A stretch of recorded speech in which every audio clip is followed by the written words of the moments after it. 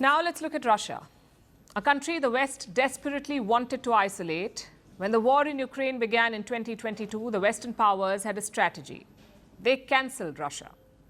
They closed their embassies in Moscow, they slapped sanctions and seized Russian assets.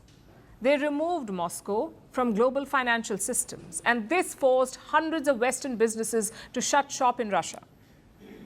Big names like Apple, McDonald's, Mercedes-Benz all made an exit. The message was clear: no business with Moscow.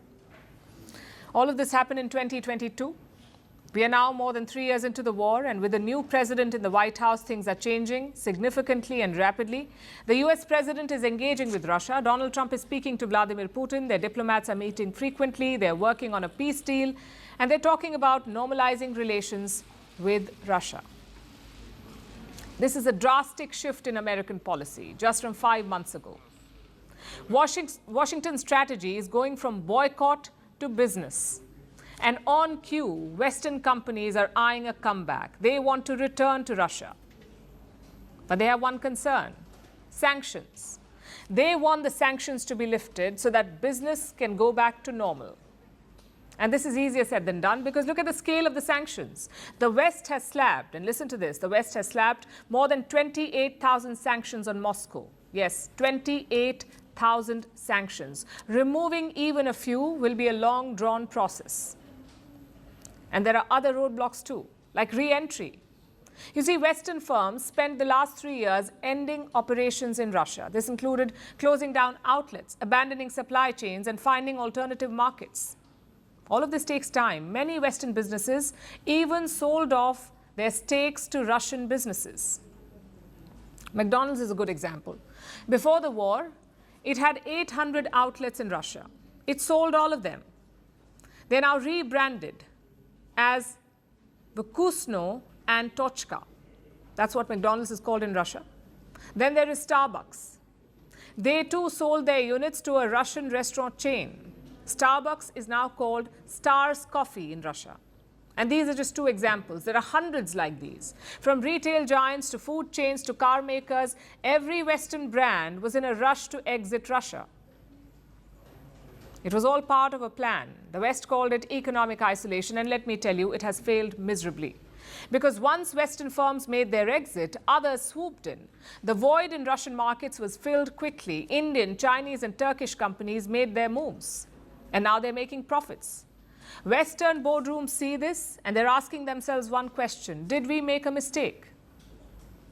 They want to return now, because Russia remains a lucrative market. It is the 11th largest economy in the world. It has more than 140 million customers. This is a country rich in oil, gas, and minerals, not to mention a major military power. So Russia will always be in business. And if you're a business firm, you don't just walk away from a market like this. Western companies did, and they're paying the price for it. Which brings us to the next question. Who will return first? Most likely companies that are not directly affected by the sanctions, like retailers and food producers. American cosmetic giant Avon and beverage firm PepsiCo are examples. Fun fact, both these firms never fully exited Russia. They continued doing their business silently, and they're eyeing a full comeback now. Who else is plotting a return? French car giant Renault is another name. They too want to return to Russia, and it's not just the Western players who are rethinking the boycott. South Korean companies want to return too. Firms like Hyundai, Samsung, and LG, they want to be back. Again, because Russia is a major market, and global consumer brands want a slice of it. So what happens next? If Western firms return, it will be a PR nightmare for their governments. It would undermine the sanctions and send a mixed signal to Ukraine. As for Russia, they won't complain. But do they want Western businesses to return?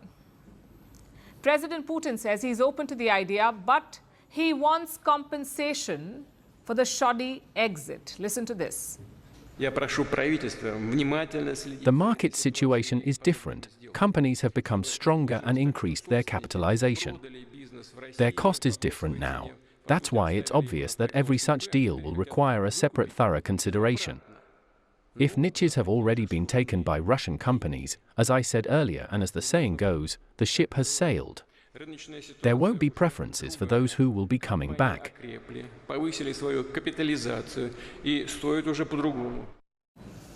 The West was desperate to isolate Putin. Western businesses left Russia to make a statement. But in this period, the Russian economy grew more than many G7 members, and Russia is far from defeated or isolated. So after all their preaching and lecturing, the businesses want back in. Moral of the story? Profits trump politics. Greeting you with aloha and namaste.